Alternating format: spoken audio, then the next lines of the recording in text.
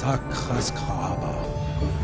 Den hellige bille er et sjældent insekt, som ikke kan lide at blive fanget. Tryllekunstneren har fanget en, men vil den holde sig inde i det lukkede skrin?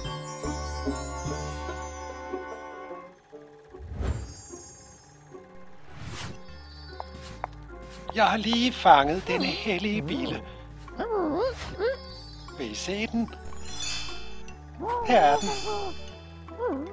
Jeg tager den hurtigt tilbage, for de hellige biler har en udpræget tendens til at slippe væk.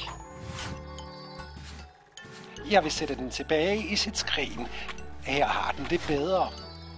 Forstår I? Problemet med hellige biler er, at selvom de er indelukket i dette skrin, kan man risikere, at de finder en måde at slippe ud og forvilder sig rundt i min lomme. Hvordan? Den hellige bille er forsvundet. Jeg har på fornemmelsen, at den er i min lomme. Ja, her er den. Det er det, jeg siger. Hellige biller er nogle insekter, der elsker at stikke af.